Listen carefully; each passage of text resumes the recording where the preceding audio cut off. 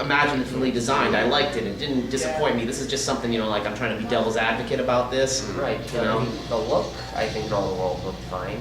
I mean, I always liked the graphics. It was just the designs were, you know, like in Chain of Memory, there's box 1 to box 2.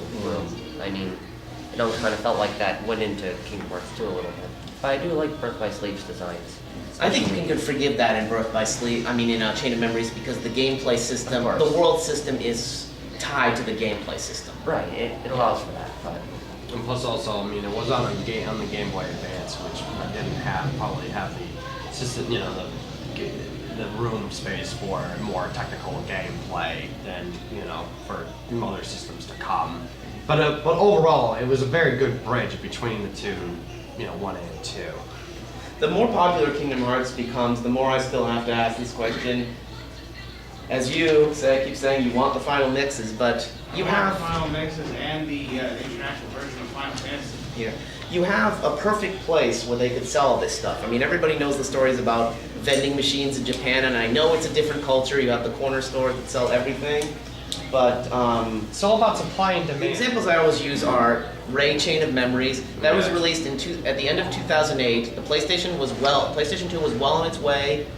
You know, I was out, and it still did well enough to not only justify the release, but to become a million seller. Right. Final Mix 2, when it came out, on PlayAsia.com, within the first 2 days, it sold like 500,000 copies, and 3/4 of those went to North America. So the demand is still there. Then you have things like the Disney Store. They could unless like Disney is just like really dismissive of all the Kingdom Hearts concept, despite how much money it makes for them. Right.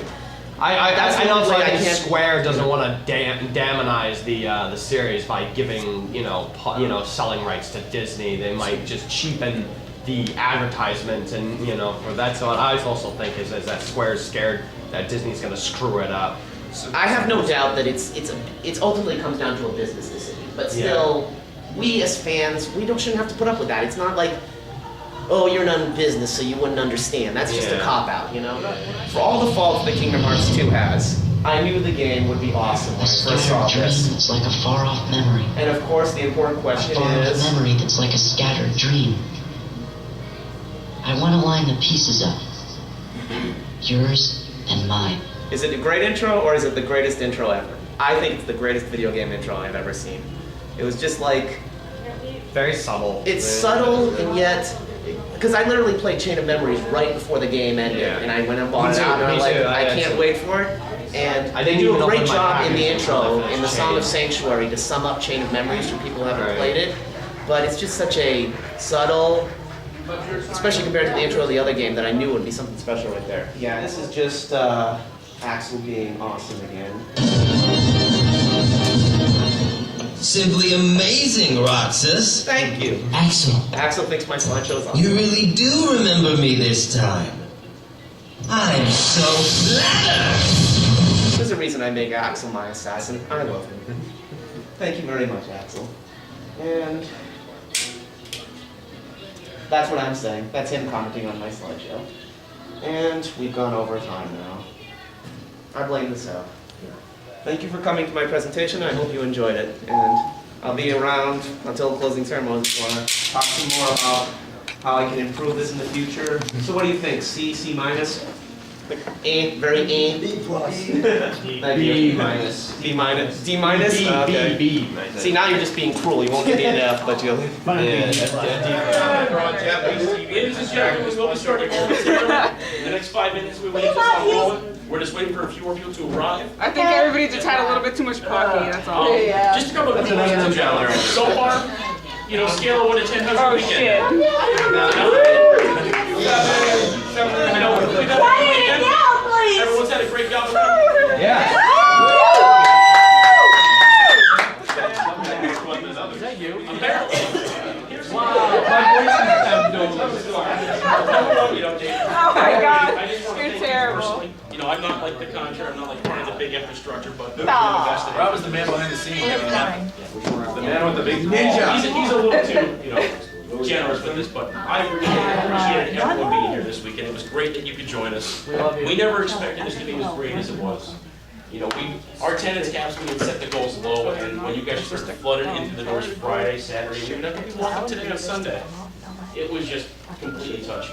You know, we are so floored at the support you guys have given us. The support we've gotten from our special guests, Sean and Lisa, the Nerdfit group, the ASS Titleist, the Wandering Legion. Yeah. Everyone say something about tits or something? Yeah, he did. I'm focused on that for a second.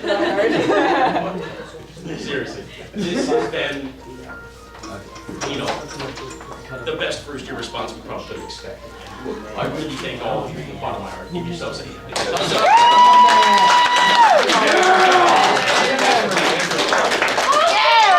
Now, who's seen this gentleman working his ass off this week? I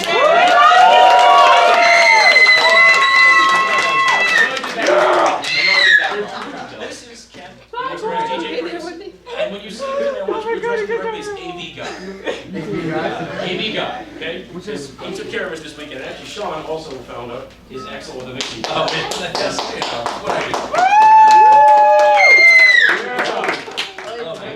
I would like to have We're excited. We're excited today. We're excited. It's all hockey. Yeah, I kind of got sick. Yeah, too much peanut bear for one weekend. That was kind of. Really doesn't. No, you were there. Where's Waldo? There he is. Oh my God. Oh yeah. We love you, dealers. I use language.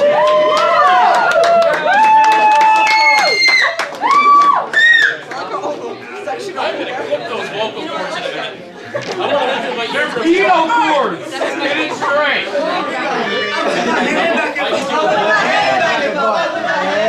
I'm scared. What are you guys doing right now? We're done. Mommy Gobble.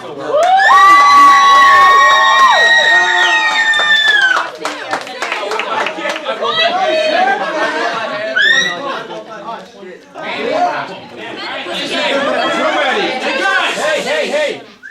All right. Every one of you guys. No secrets. Every one of you guys. Thank you from the bottom of my heart. For making this true. My guests have been fucking phenomenal.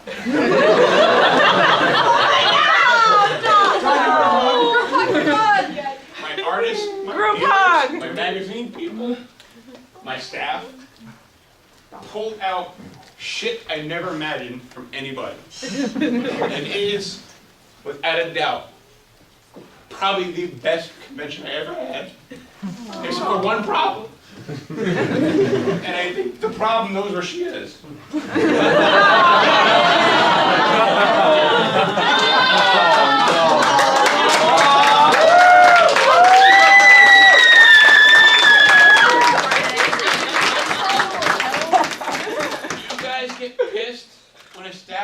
Tells you to move. You get pissed when staff member tells you. Stay. You get pissed when a staff member tells you not to glomp. I am glad only my staff member got hurt. That's a hug-worthy comment. This poor girl broke her ass all week long.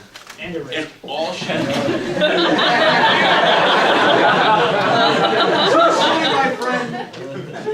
all she did, every 2 hours, I was checking on her, walking to the hotel room, making sure she was sleeping, making sure she was eating. I did that with all my staff. I think I was very fair to my staff. I gave you guys time to play games. I gave you breakdown times. You guys wanted to cosplay. I tried doing something other conventions don't do and not make you sit at the table for 8 hours. I tried swapping you guys out the best I could. I probably literally walked 30 miles in this hotel since Thursday. I literally, 95 3/4 hours I've been awake. I fell asleep this morning at 5:45. I was here at 6 o'clock Thursday morning and did not sleep. Every one of you guys, I had personal contact with.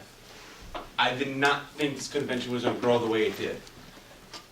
People heard about it, it grew legs. It went from being a toddler to a fucking sprint runner. All my staff, you guys were phenomenally great.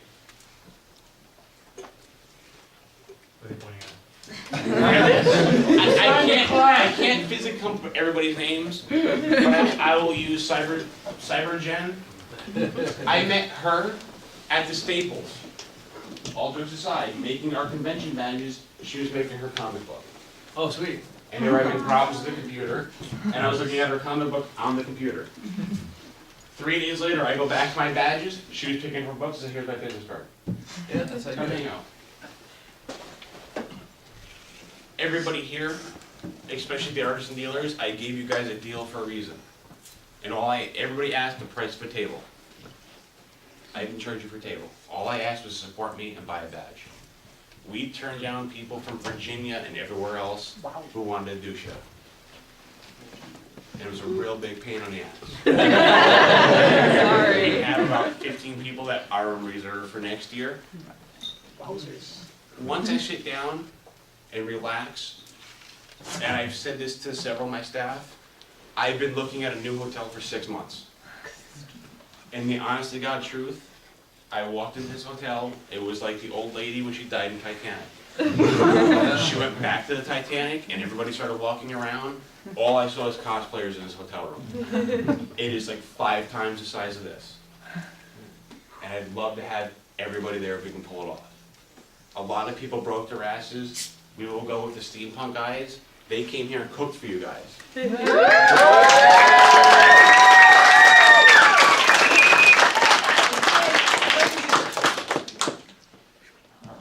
was some flaring on the internet. I won't say the names. I won't say anything because we all know the internet, everybody's got a big set of balls. Unless you state their name first and last and what state they live in and the town they live in and threaten to call them. But we were bashed on another convention. And when we were bashed on another convention, we made a friend. LeetStreet Boys. Hey!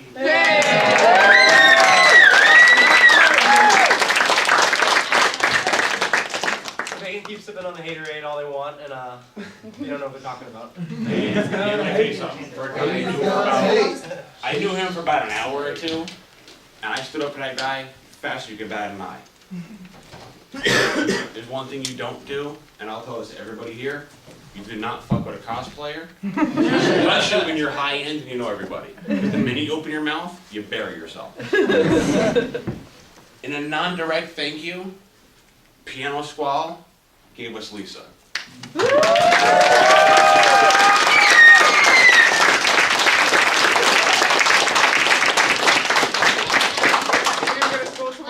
Like shit. Piano Squall is he does a lot for the MS Foundation, and so if you're interested in his music, check out his website. It's beautiful. He's going to go up under our certificate and our food bank.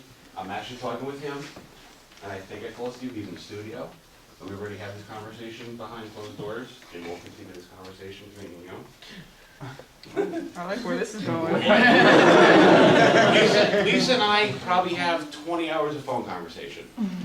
Oh, baby. No jokes aside. No jokes aside or all jokes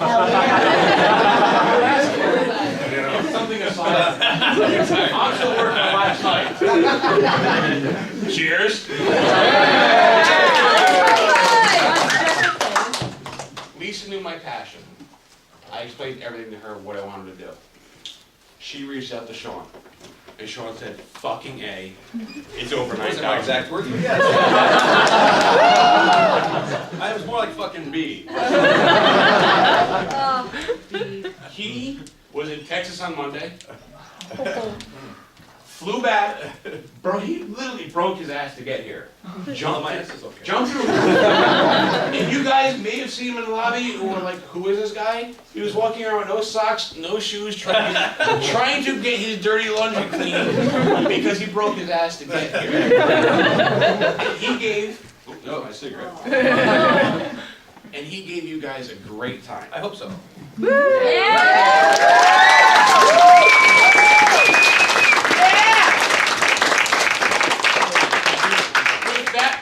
I'm going to go with Las Vegas laws. Anything after 1 o'clock last night? Anything behind closed doors? It didn't happen. No proof it didn't happen. We really had a good time. I really